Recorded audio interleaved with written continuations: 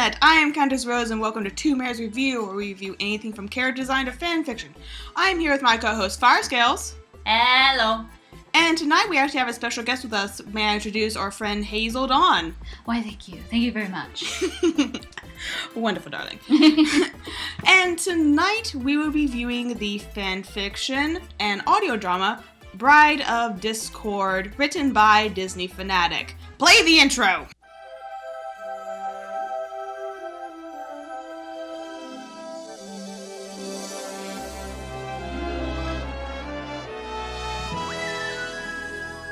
That was lovely. That was absolutely lovely. I absolutely love the part where Celestia. Princess Celestia. Princess Celestia is becoming Tinkerbell basically, and just Yeah. Wonderful work. Thank you, Firescales, for creating that. Just a spur of a moment, really.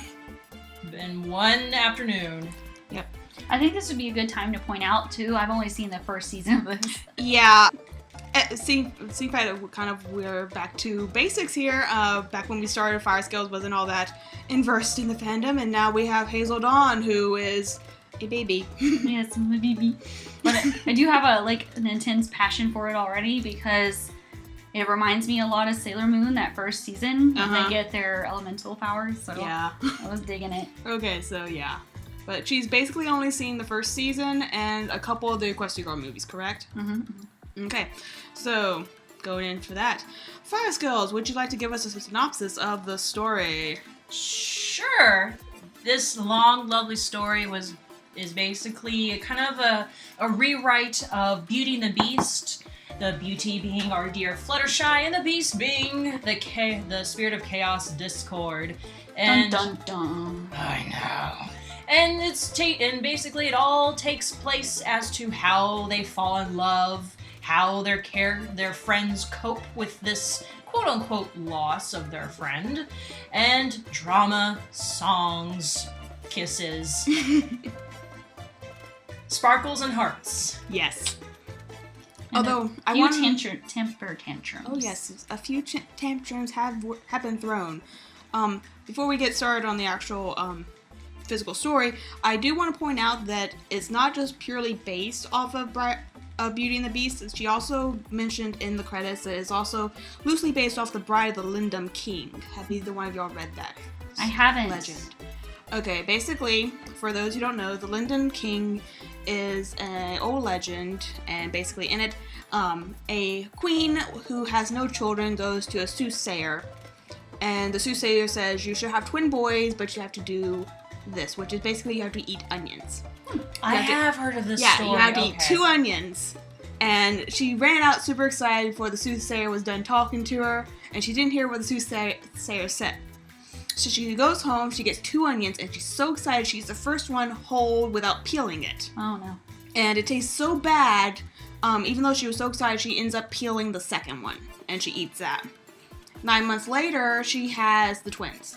The first one comes out as a linden, which is basically a wyvern. Oh, okay. A big, long, snake-like dragon. And she takes the wyvern and tosses it out the window, and then she has her second son, who is a plain human. Yes. And I think I remember him being like blonde-haired, blue-eyed, the perfect child. The yeah, one was like, a beautiful, perfect child that everyone wants, and then there's the ugly lindworm. Yeah. Poor lindworm. Yes, poor little wyvern. But so basically, after years, the younger prince has come of age, and he's trying to find a bride. And as he's riding along near the forest edge, his brother shows up and says, "You shall not wed until I have a willing bride." Okay, I see the connection here. Yes. So maidens are presented to them, but none of them go willingly until finally one goes forward. And this one had actually met the soothsayer priorly. And then the soothsayer told her what to do so that she would have a happy ending, even though she was marrying this ugly beast. So she goes to the wyvern, and she's wearing layers upon layers of dresses. And so So she's like an onion. Exactly. And so the Lyndon says, take off your clothes, and she's like, I will, but for every garment I take off, you need to shed one layer of your skin. Ugh. So he does this, and after she takes off the last layer, he sheds his last layer, and underneath all that, he's a handsome prince. Oh. And so everyone is happy ever after. See, what I find interesting about that is if she did, in fact, eat 2 whole onions, she became very unappealing. Oh my god! She had dragon breath!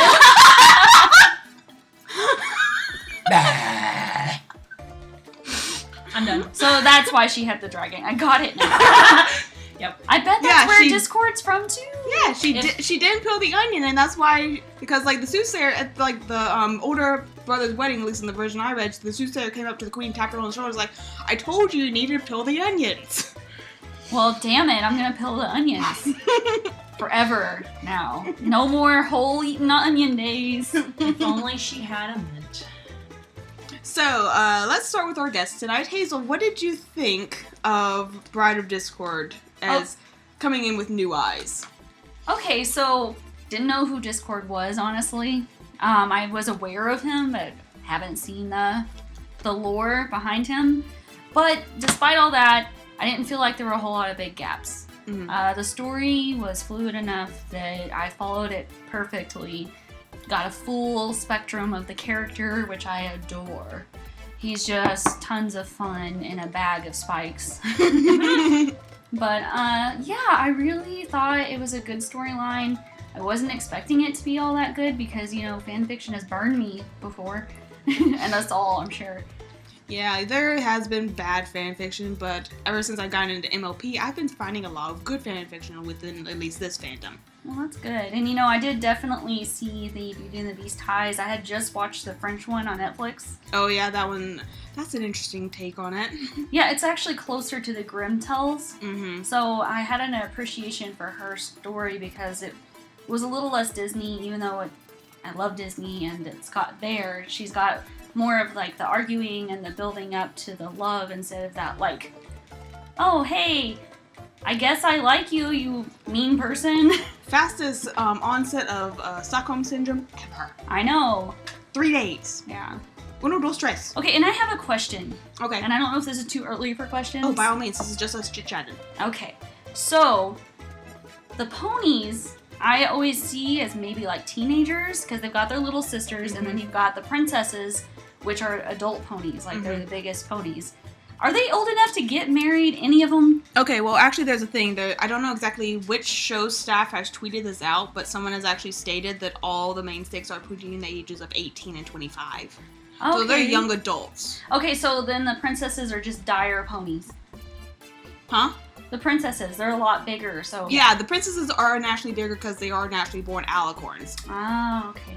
That makes sense. See, because I was like, how old are these ponies? Are they like 16? Yeah, the things with the princesses or just alicorns in general, alicorns are naturally larger than ponies. Like, even if you look at like the rigs for Twilight before she got her wings, and then after her wings, she is slightly taller than her unicorn form. Okay, so that's good to clear up. Yeah. I was wondering if we had a Little Mermaid situation on No, this. they are of legal age, even within show. But like, yeah, because like they're all out on their own. They own their own businesses. Yeah, they're adults. They're young adults. Yeah. Yeah, they're about as mature as we are. So don't get confused with the Equestria girls where they're in high school. Yeah, that is where like the parallel universes fall apart. Yeah, but it was still fun to watch. So extremely fun. Fire Girls. Yes. Would you like to put your 2 cents? I thought it was well written. I thought it was well paced. It had a good lead up in terms of like what Fluttershy was going through, and kind of also it kind of gave the characters a good groundwork, kind of, so that way we would feel the disruption oh gosh. The disruption that Discord caused. Mm-hmm. And I thought, I thought it was pretty good character development. Everyone seemed to follow within their already kind of pre-made characters of the show. This fan fiction is so long, it's kind of like it's holding the ocean back with a broomstick. Just like, Yeah, even compared to our last episode, which is Silent Ponyville, this one is like twice as long. Because I think I actually counted the full runtime as like almost 5.5 hours. Well, that's a great one to start me on, guys. We're sorry. No, I loved it. But yeah, I agree. This fanfic is a treat. When I first actually found it a couple years ago, I actually was first listening to it that time I was in the hospital. Oh. And so this was a great thing I could just sit and listen to for hours because it was long enough and it kept my attention. And I was just like, yes, my fanfiction need has been met. And I can just play this and my mom won't freak out because she was starting to get annoyed with me just watching Miyazaki movies. Oh, but that's so good for the soul when you're I sick. know, but like my mom hates Spirited Away. She always feels so weird. That's because the parents become pigs. Probably, yeah. Yeah. Spoiler alert. Spoiler alert if you haven't seen Miyazaki movies. Then where have you been? I don't know, but apparently under the same block my mother has been on. In terms of writing, I think it's pretty well written. It's well paced. In terms of and back to character, like kind of characters and character writing, I kind of wish Fluttershy didn't cry so often. Oh my god. Well, yes. we have to understand that this was Fluttershy back in like season 2 or 3. Where she was a giant crybaby. Yeah, because like this was, I'm trying to check to see when this was actually first posted. Let me check.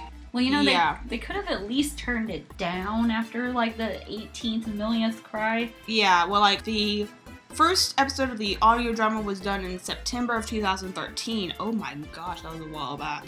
Let me check when the actual fan fiction was done. But yeah, it got annoying. It got annoying after a while, just hearing. Because we understood that she was in a very kind of terrifying, stressful situation. Extremely stressful. And so, but it's just, I got tired of hearing her cry over and over again. And so we got lovely art that kind of showed the stressful situation, so we could, rely a little bit on that, but it got old. It wasn't, huge, the fanfiction's not terrible because of it, but it was a little something kind of annoying. Okay, so the original fanfiction was written and posted on August 2013. Wow. So she probably, I don't know exactly when she wrote this, but obviously she posted it all in one day. I'm surprised there hasn't been like a movie proposed along these lines, honestly. Like maybe not exactly the same, but you kind of see these things happen in other series where they'll pick up something off the internet and go with it. Yeah, well, like, the thing is, most people, at least the show staff, stays away from the bronies because we are such a large fandom of very creative. Like, I've never seen a fandom who produces this level of content. That's true, except for... Of at least this quality, because, like, we have our own fanfiction site just for MLP. It's not fanfiction.net, it is femfiction.net. Yeah, I mean, like, the only thing I can think of that's really close is maybe some of those big hitters in anime, like Naruto. I mean, it's got a pretty huge fan base. Yeah, it does, but, Bleach, too. Yeah. I think that's the only thing that gets close, though.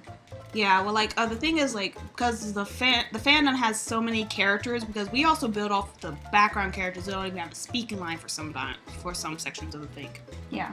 Like, there's, like, a large fandom just for Lyra. Well, I don't know, so it must be... I will teach you. Oh, please teach me, Oni-san. Okay, so, yeah, overall, the story itself is well written. Obviously, where you drew the inspirations fit well with the characters that you chosen. And for the time frame that this was written and where we were in the show, it makes wonderful, beautiful sense. And it is just a very well put together product. Like, managing a project of this size, how do you stay sane, Disney? I do not know. Yeah, I can say I appreciated the previews as well. That said, hey, this is what just happened previously, because when I would pick it up, since it is so long, I'd be like, okay, I've already seen this episode. I can figure out where I am. Yeah, and especially seeing the fact that the original upload schedule was obviously months apart between episodes. That I didn't have to wait for. Exactly. Now, if you ever move on to the second story, you would have to wait too, because I think they're almost done, but not quite. Yeah, in terms of editing and whatnot, the one major critique that I have is I did not enjoy waiting 2 minutes to get into an episode. Mm-hmm. And because like it's expecting, because as an audience, and at least in this day and age, we want that one click and that is it. Mm-hmm. We're really lazy. We're impatient. Impatient. That's another good way to describe it. And so when I have to kind of go back and skip over 2 minutes of just runtime of the credits, it got really annoying really quickly. Mm-hmm. I understand it being the very first episode, because it's the first episode. You're introducing everything. But then after that, I was just like, okay, I get it. It has a lot of people. Why can't it be in towards in the end credits? Yeah. Because if we're interested, we'll be willing to wait at the end credits. But yeah, I agree. If I understand for the first episode, you're introducing all these people who are helping with you with this project, and it's fine for the first episode. But again, moving them to the end after the next episode 2 would have been perfectly understandable, and we wouldn't have to skip after the intro. Yeah, and a good way to keep the viewer engaged, if you're wanting to really acknowledge those people who helped you, is add more fan art or something that keeps them watching while you can see who all did it. Yeah. Because if that's her concern, is that she really wants to call these people out. Yeah. Even if, just the people who worked on it afterwards, we would happily, if someone wanted to know, oh, that's a really good Discord, who voiced Discord, and they can go to the credits. Or the more information below. Yeah, the description. Yeah. But... because, it got to the point where I was playing Minecraft, and I was like, I'm still in the beginning part. I actually had to get out of my game and be like, my gosh, almost 3 minutes? What in the world? It got a little too much. I will say the one benefit of that is if you're binge watching it like I was, that's perfect time to get a snack. That's the silver lining there. Yeah. But you have to you have to remember that even for TV shows, they try to keep the intro short, max 30 seconds to a minute long. Yeah, that's just kind of where we're at now. Even the YouTube commercials are only 15 seconds long because people had a fit whenever they were doing the really long commercials. Oh yeah, the unskippable 2-minute long trailers for a movie we ain't ever gonna watch. Yeah, and we may even be a little bitter about by the end of it. Yeah, and especially if you do YouTube binges like me, yeah. and you've seen that trailer 20 times already. Oh my god, Hulu. I know, Mom. I always go to some people and be like, man, I can't wait for this movie to come out. And they're like, why? And I just go, so I don't have to see the commercials anymore. I'm sick and tired of seeing them. Thank goodness it's coming out soon. Oh yeah. Pretty good quality, right? Yeah, really good quality. The voice actors were a very good fit for the characters, I believe, in most part. I think, however, the person you got for Applejack, which let me check. Oh, Disney, you did this. You were Applejack. I think you went a smidge too deep into the country. You made her sound like a hillbilly. Is she from Texas or anything? I'm not sure. Okay, so we're from the South, and we don't talk like that. I mean, we can when we want to. That's right. When we're eating squirrel. But I do declare, girl, that sometimes we can just talk normally. So that's just a general stereotype of the South, and Applejack definitely plays that up, but, I think it went a little bit too far, and I think when we was talking about this earlier, Fire Skulls, you said especially came out really hard when she laughed. Oh gosh, yeah. I cringed every time. Especially when they were laughing at Spike, when she was laughing at Spike at Pinkie Pie in the very first episode, when Pinkie Pie was saying, "We never see Rainbow Dash," and Spike was saying, "Oh my gosh, I won't have to change your baby, will I?" And she laughs, and I'm just like, "Oh gosh, she sounds so terrible." It's and we know voice acting's hard. Yeah, we understand. It's just So we're not trying to like bear down on you. It's just please take that into consideration. Yeah, a southern accent doesn't have to go, well, I do declare, darling dear. Or, country bumpkin-ish. Yeah. Yeah, because there's sometimes where she sounded real, like the laugh, she sounded really dumb. Yeah. And so I just did not like the voice of Applejack. Which, to be honest, is a critique of mine anyway about Applejack's character, is that she's super duper country bumpkin-y. Yeah. And it's a cartoon, they play that up, but yeah, come at least, although in the later episodes, it has been drastically toned down. Especially if I go back and watch episode 1, I'm just like, oh my goodness. Well, tarnations. See, we don't do that. My family does. Well, your family's from a different part of the South. Yeah, we're from Mississippi. Yeah. So, I can't speak for Mississippiites. We're crazy. We Texans are 100% normal. Right? Yeah, our state capital motto is just keep Austin weird. It's not hard to ask. I actually love that motto as a weird person. I really do. Yeah. So, and Hazel, you had a critique on somebody else as well in terms of voice? Okay, so I'm a little picky in this department, and that's probably because I have a really good ability to kind of like zone everything out and really focus in on the audio. And I felt like Rarity was a bit off. It seemed forced, I guess is the best way to put it. Mm-hmm. And Pinkie Pie was a bit extra squeaky, even for Pinkie Pie for me. Yeah, Rarity was done by Inui Telemann. I'm going to be posting these names on screen.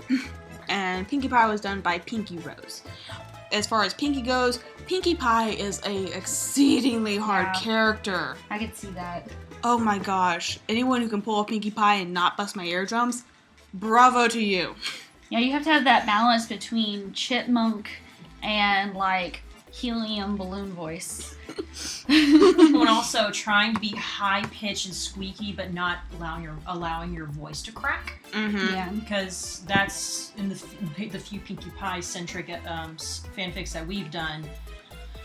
We've had our fair share of those, and the amount of Pinkie Pie centric fanfics we've done is actually kind of astounding with how few episodes we have. Yeah, we she's done very bounding, that one. And Rarity, yeah, it's off, but I prefer Rarity than Applejack, and so she's a little bit. She still sounds prissy and kind of her normal self, so it's a little bit more forgiving. Yeah. Fluttershy was great. Yeah, Fluttershy was spot on. Mm-hmm. So was Twilight. Yeah. Twilight was good. Oh, Fluttershy, Merry Melody, and Twilight, I Am Shadow 007. I do have a complaint about Twilight, though. She was glazed over most of the series. Mm-hmm. She was barely there. She was freaking out over the book, which I get is very her. Mm-hmm. But it just was like, it seemed like a afterthought almost. Yeah, I think because like the focus obviously was the relationship between Fluttershy and Discord. Yeah, but there were all these side stories happening, which I loved. Yeah.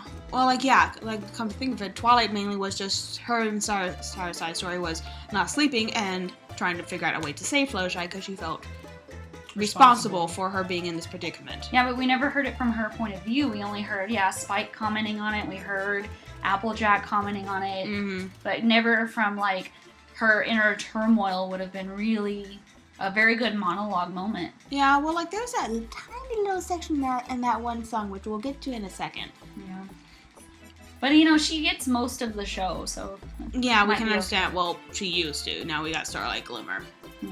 I haven't gotten that far. I don't know. You just need to binge watch the show on Netflix. I know you have Netflix. I do, but I also have one of those 9-to-5ers, and I'm still getting used to that as a recent graduate of college. Woohoo! Rainbow Dash was okay.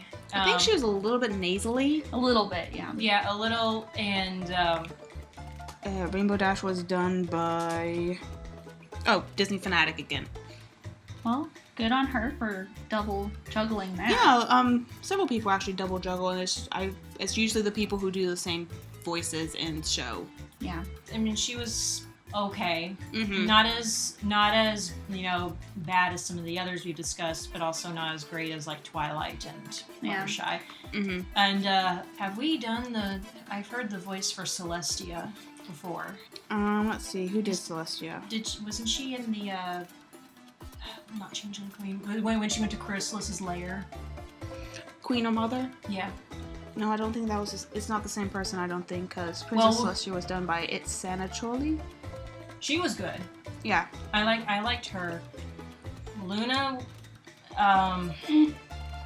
both Luna and Cadence, they weren't even really in the story that much, so it's not too much of a complaint, but it's just, their voices were very much off. I didn't, Yeah, except for Angry Luna wasn't as bad. Yeah, the Canterlot voice. VA for Fluttershy also did Princess Cadence, and Rarity did Princess Luna. Okay. So a lot of double duties. Right, and we've already said it a couple times, but we know it's hard. We know it's hard and we appreciate it. All the voices were well done and passable for at least the characters that we are used to hearing their voices. And let me just say, so much better than many, many professional dubs out there.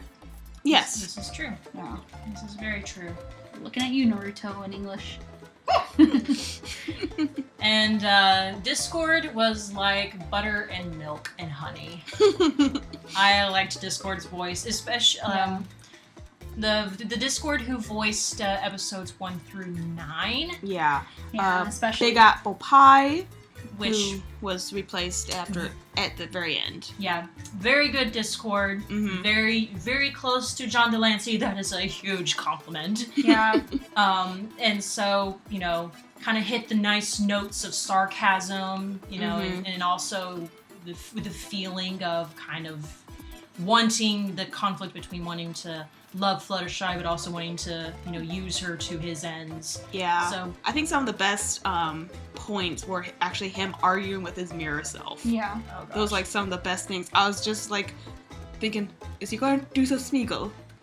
Yeah. I do think that his regular voice was better than his mirror voice. Yeah, I don't know exactly what show did the mirror voice, if like he actually spoke it in a deeper octave, or if they did something in post-production to make it sound a little more eerie. But I think it was a effective effect. Yeah.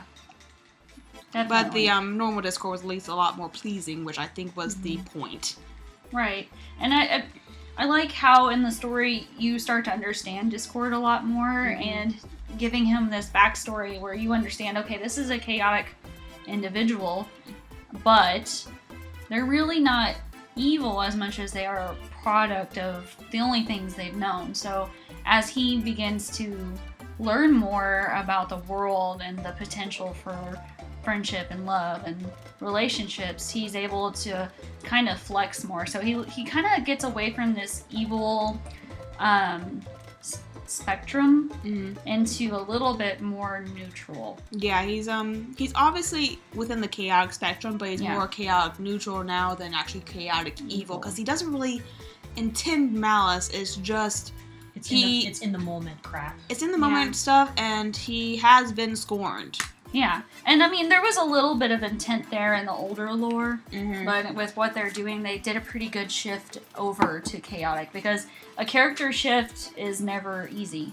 I mean, like, I've heard a lot of people say this, and I agree with it. Discord makes a better prankster than an actual villain. Yeah, he actually reminds me of Loki a lot. And I think that's exactly what he's supposed to be, as MLP Loki. Basically. So I definitely can see how they chose him. And also, I really like him being paired with Fluttershy, because who else is going to have that much patience and kindness, right? Yeah. Oh, when it comes to Discord, there are two major groups of shippers. There's the Fluttercord and then the Discord / Celestia. See, and that is a little weird to me, the Celestia one. Well, I personally prefer Celestia and Discord, because I basically think they could have more in common, because they're both closer to the same age. Yeah, that's definitely a possibility. But, I mean, Fluttershy is a little bit more playful. Yeah. So, I dig that a bit. Both ships have pros and cons. I'm in the middle. I don't care. Fire Skills is not a shipper. Don't ship me. Oh, she has her few ships out there. I think so. I thought you did. have husbandos, but I don't have... Okay. Yeah, husbandos are different than ships. Yeah, they are. Husbandos and waifus. Yeah, we have a list. Markiplier. Let me see. We talked about Discord. I kind of interrupted you on the Discord thing because we had the actor change. Yes. Episode 10. Well, who was it? It was Big Apple Pie got replaced. I'm not exactly sure why or how. I'm just going to assume time schedules did not work out. He was replaced by DeWilsonator. Which...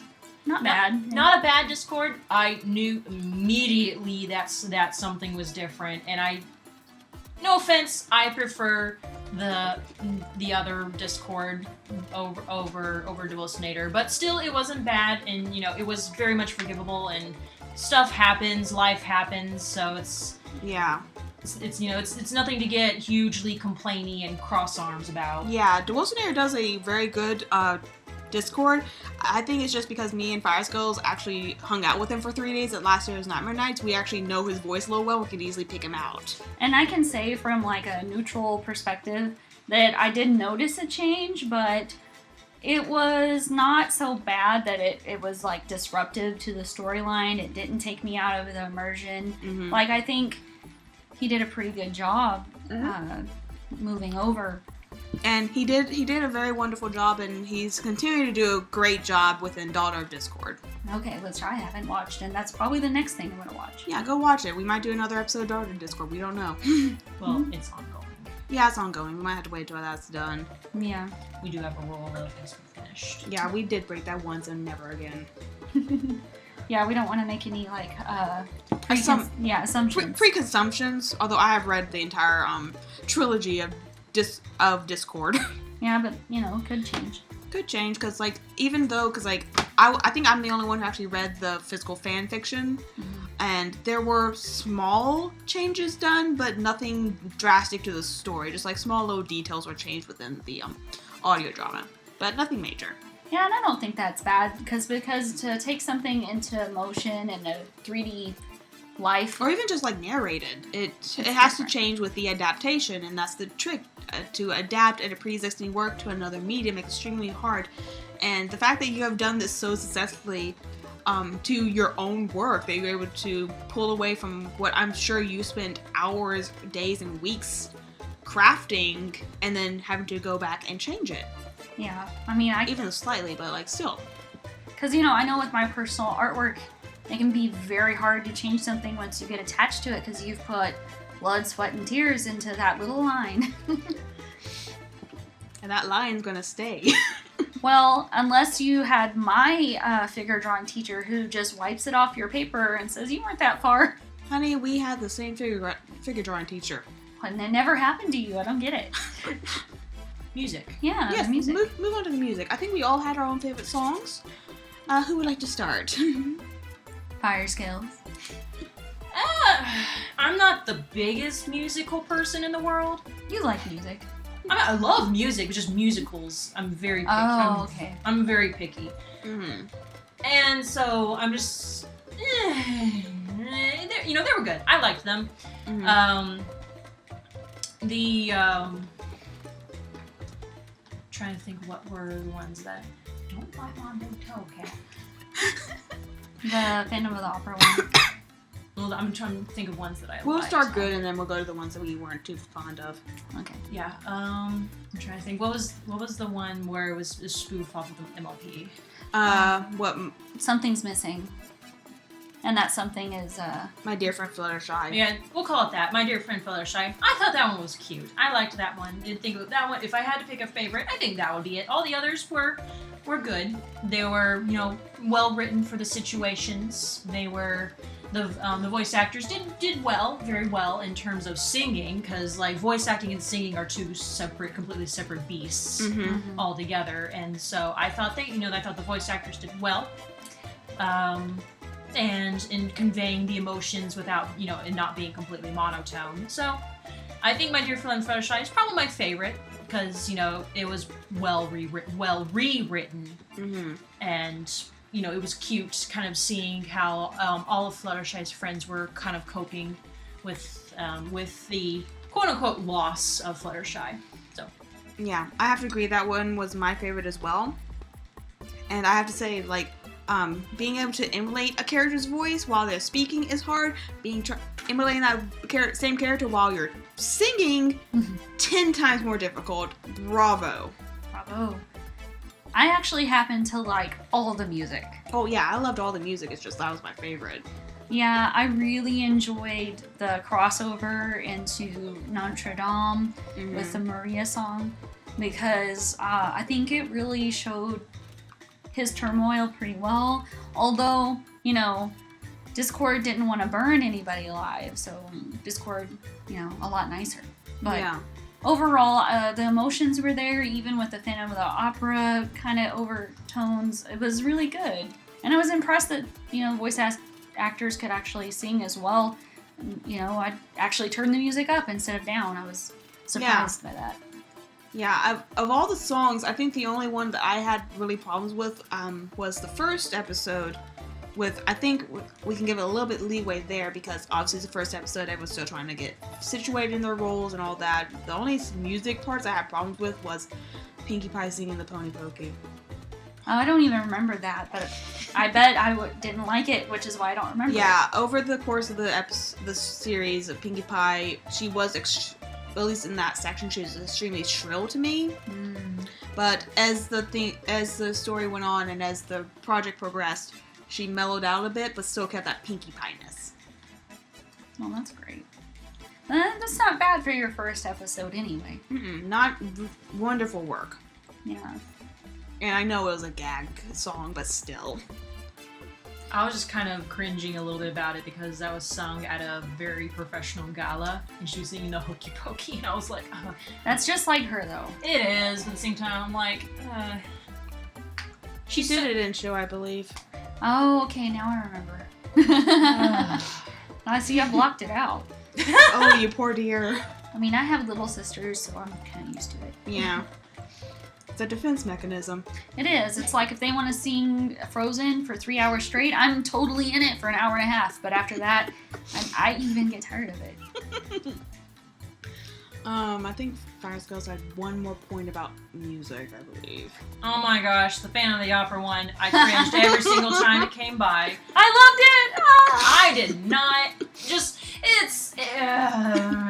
okay. A little bit of development for me. I grew up with Phantom of the Opera. I've seen the Broadway 3 times. Lucky. And so I grew up with Phantom of the Opera, and so I kind of have very emotional ties to it. And so when I'm hearing it here, I remember my shoulders just kind of like, oh no, sugar and lollipops, sweetness, happiness.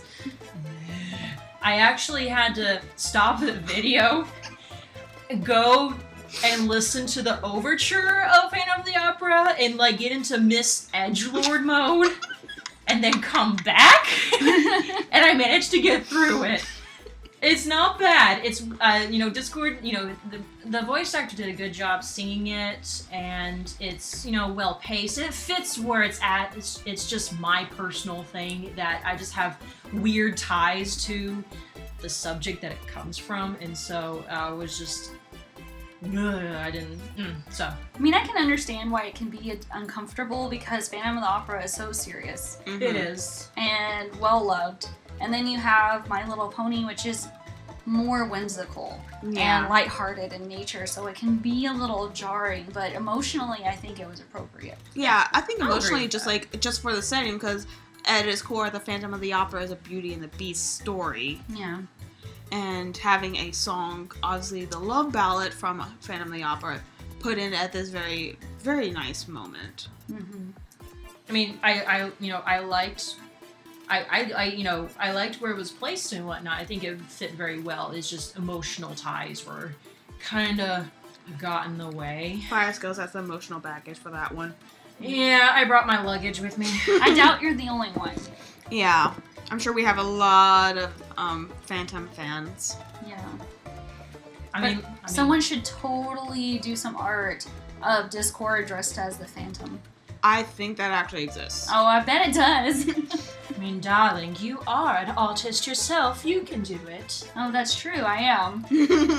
I did just draw my OC for the first time in over a year, which is great. Yeah, she has to do some visual work for this project. I do. They never told me I had homework until I got here. Oh, you have time. We still have to do our title cards. Oh. What's that? She's really behind. We do a title card and an end card for each episode. Have you not watched my stuff? No, I do. I just didn't know that's what it was called. Yeah, it's called a title card. I was thinking it was like a bio or something No. for each character. No. Okay. We talked about audio, we talked about songs. I guess we move on to the illustrations. Ooh. Because I will say, there was so much art. Yes. was, yeah. Oh my gosh, the amount of art that was done for this. And even in later episodes, because like the first episode, there are some times where I'm thinking like, there could be more pictures here. And then later on, that complaint went straight out the window. Yeah, I mean, I enjoyed the visual reference because, like I said, I hadn't seen everything. Mm-hmm. So I was like, oh, that's what they're talking about. Great. Yeah. So, and I think overall, I mean, it was nice, lovely, having that much artwork to begin with. Yes. Yeah, no. And Kudos. so overall, there's obviously some art pieces that, the style, the talent is a little higher than others. But it was, I enjoy how there's like a plethora of just different styles. Yeah, overall, the range of styles and just different ways people express themselves and how they drew them. Beautiful work. Overall, wonderful. And I also really appreciated seeing the different levels of ability Mm-hmm. because, I remember whenever I was way less good and to have had that opportunity would have really given me a boost in confidence. Oh, yeah. Because, everybody starts somewhere, and even if they've been doing it for years, they're always getting better. Yeah, and even if, looking at, like, different artists, you can see that some artists are better at some aspects of drawing than others. Yeah. Like, some people have better compositions sense, and some people have, say, proportionate-wise, or people have a wonderful sense of how to pose the character and get the expressions just right. But then they don't have a good sense of depth to the image. Like me personally, I'm really good at the character, not so much the environment. Yeah. Like, I think my favorite image, it's the part, again, it's during my least favorite song. But it's where Discord is kind of up in the air with Fluttershy, and her hair is like wild in the wind, and he kind of tosses kind of like the butterfly that flutters away from them. Mm-hmm. Really liked how that looked. It is whimsical and very pretty, good depth, good, loved it. So. Yeah, I actually have two favorite. Well, I guess they are more sections really, because the first one was when Princess Luna enters Fluttershy's dream for the first time. I think the only time, if I remember correctly. No, twice. She does. Okay, well, the first time, and she banishes the Discord in her dream that is chasing her. The imagery of Discord and just how Fluttershy was posed in those images, wonderful. I just loved how she also did Fluttershy's hair. And then my other one, I'm not exactly sure because my brain has gone poof if this is the same artist, but the song that Applejack sings, the images that accompanied that were very well done. And they portrayed the amount of sorrow and heartbreak that was needed for the song, even though I don't understand that ship. We'll get to that in a second. We will. But, yeah. Oh, yeah, we haven't even touched that. Oh my goodness. We'll come back to that because we apparently missed that in the story section. Moving on, did you have favorite art? I was with Jill. I really enjoyed all the scenes that were around their date. Mm-hmm. So, but all of it was great. Yeah. So I can't really just pinpoint one. Yeah, the obviously, and even if because this project lasted for so long, you can actually in some instances you can see an artist and you can recognize them by the particular style of how they drew the ponies, how they would grow through the project, and it's just a wonderful thing to see. It'd be amazing if someone compiled all of that into one video, just the art of, so that you could go and just look at it, and it has each one of their names Yeah, that'd be a wonderful thing. Too bad I don't have the time to edit that. Someone else can do it. Someone else can do it. Hey, Internet! Hey, Internet! You have a job to do! Or Disney! Oh, You have something you can post. Yeah, if you're just... She is probably neck deep up into finishing off Draw of Discord. I am not gonna push her to do anything else. She has all the artwork. She does. But Although, it's still time energy. yeah. Although, one thing about the artwork. Disney, I know you'll probably rush for time. I don't think this is a problem anymore, but like I remember distinctly, at least up through episode 4, we had the watermark problem. Yeah. On some images. Oh my gosh. Which I get if the artist wants to claim it still, but that just disrupts it. It takes you right out of the immersion. Yeah, as soon as you see a watermark on an image, it's just like, whoa. There's even, I even wondered if, like, she got it legitimately. I know that she did now, but at first I was like, why is there a watermark here? Yeah, because, like, obviously this isn't a problem anymore because I haven't seen this problem in Dar Discord, and I didn't see it in the later episodes. But, like, anyone who's doing an audio drama of this nature, make sure, at least with your artist, you get a clean version of the file. Yeah, I agree. I mean, there might have been also someone who just didn't know that they should have given a clean file as well, because it's also on the artist as well. Yeah, definitely. It can also be on that, but, like, obviously a quick note would have been easy way to fix it. Right, and at the end of the day, the artist has a responsibility to provide the work, but the person who edits it has that final responsibility. So, yeah. So, like, I guess it's equal parts fault. Yeah, definitely. But obviously it had been corrected in later episodes, and it's just something to be aware of. I mean, like, it also just looks unprofessional. Yeah. It does. And I know I've said this before, especially in some earlier audio dramas, but note to artists who know they are making audio art for audio dramas that are going to be in a video. 16:9 aspect ratio is a thing, darlings. Yes, and if you forget, just Google it. Yeah, easily. How I set up all my files is 16:9 inches, 300 ppi, and you will not have the black bars. And if you don't know what those things are, just private message CountessRose over here. I have a stream where I will happily answer any art questions you have. Come and talk to me. I love to chat. And if I could shout out controlpaint.com. Yeah. Very helpful. Wonderful website for information. Yeah, so now can we get into this topic? I will let you open those floodgates. Okay, shipping. I don't ship it. Okay, Not you won't actually specify which ship you're referring to because there were 5 in this one. Well, I love shipping, but I do not quite jive with Applejack and Spike. Yes, I couldn't say it. It's like I know people probably love it. Well, like, it's not a common ship. I think the only person I've seen ship them is Disney Fanatic. Okay. Well, okay, so I'm just gonna lay it out here. Okay. I get that she explains that in dragon years he's older, but he's not very mature. And it does feel like she's a very mature adult and he's not. Yeah. So it doesn't jive. They don't have a lot in common. It just doesn't work for me. Yeah, because, like, the reasoning behind the crush, at least in this version, of her having a crush on Spike is because he saved her from the Timberwolves, which happened in show, just to clarify for Hazel, that he saved her from Timberwolves, which are these giant wolves made out of timber. Yeah. Hence the name. But, like, I'm sitting there thinking, that just kind of screams Nightingale syndrome to me, doesn't it? Right, and Applejack is not one to fall to such things. Yeah, Applejack's a little bit more grounded. Yeah, and she's definitely a strong, independent, responsible, everybody relies on her kind of character, so... To the point where she'll work herself to death not to disappoint anyone. Yeah. So it just doesn't really make any sense. And I get it, if it's your ship, it's your ship. Own it, love it. Because, like, I know that I'm the only one who's read this, but, like, Disney Fanatic has 2 other stories, and I don't know what it is, darling, but you stand beside your ships.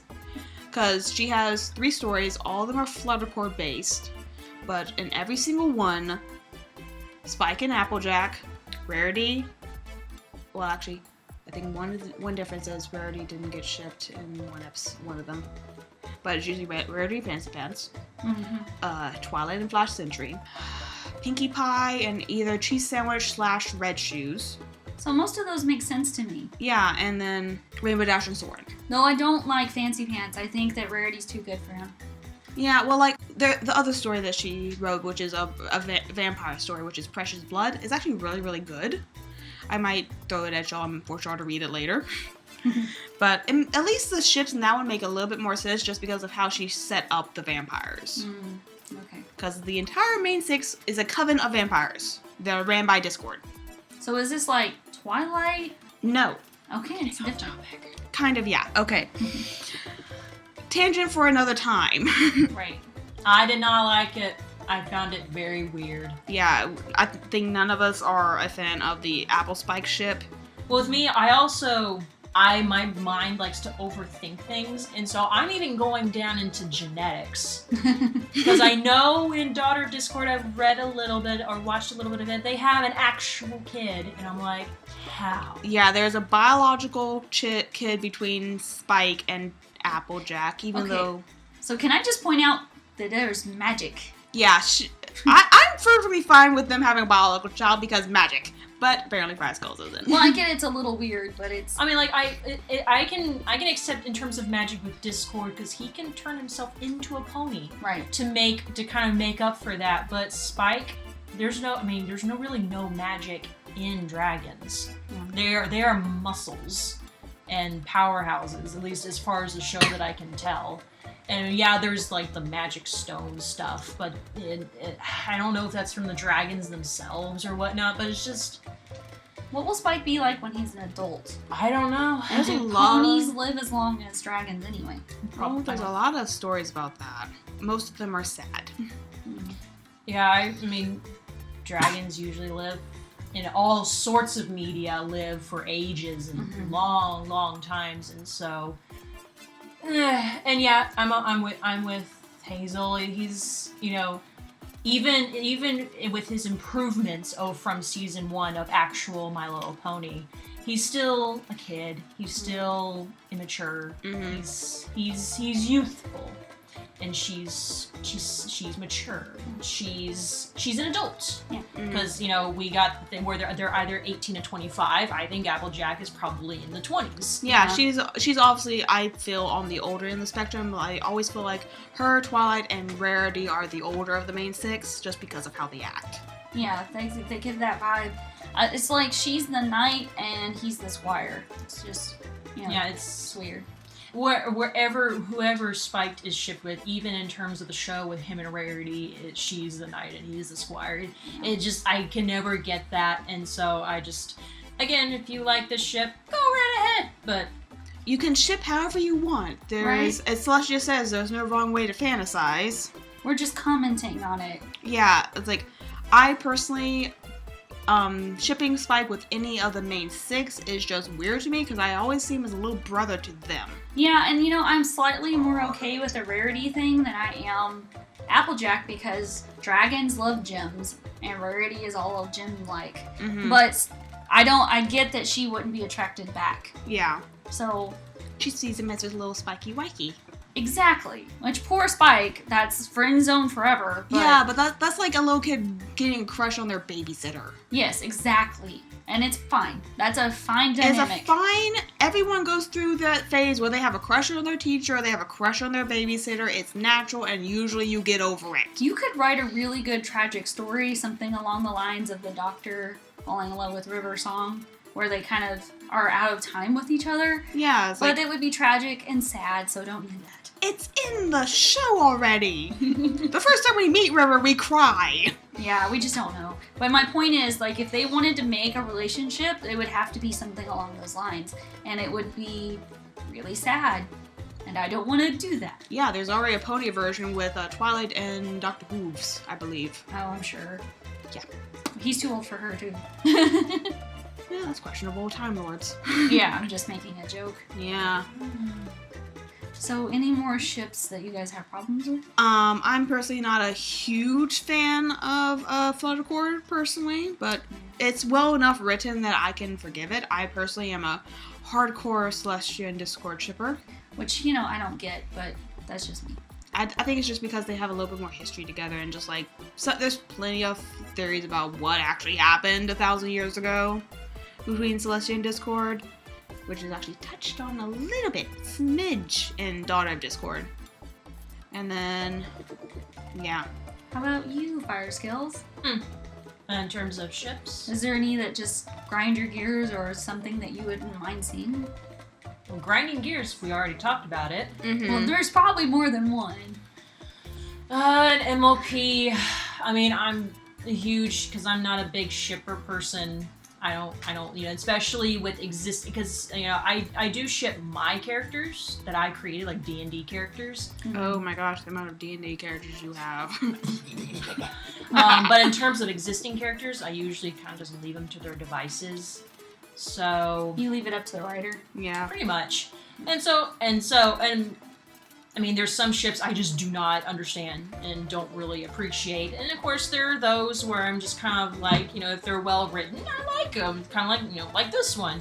I don't love it. I don't hate it. I'm just kind of like, I'm more of a, impress me. And I was impressed. And so there's really no ships that I'm wanting to see. But pretty sure you're just passe on all of them except for your... My own personal stuff. Yeah, and within this story, it's basically we all have the slight tiff with the apple spike. Yeah, But then again, ship who you want to ship. It's all fun and games.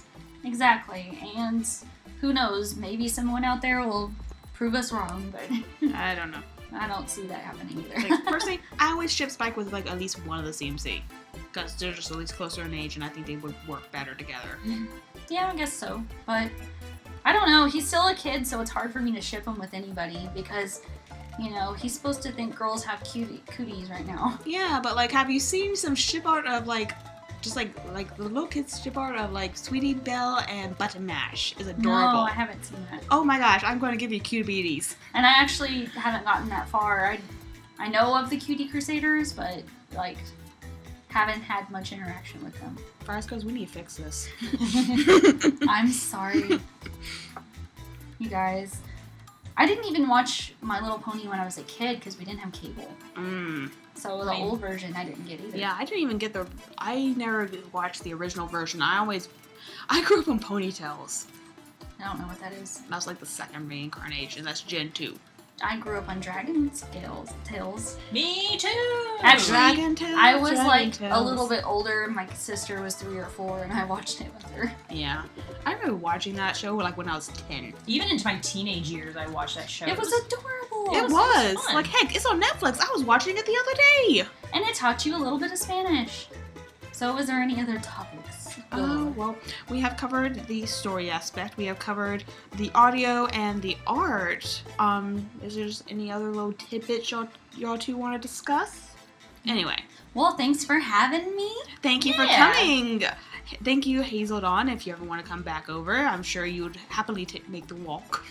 Yes, I think I would. If any of y'all would like to submit a story for review for our next episode, please leave comments down below. Or if you have a character design, we probably will be doing that next. Ooh. If you have a character, please send us a link to it, either down in the description below, or you can send it to us through our DA page, which is twomaresreview.deviantart.com. That thing is still alive, just barely.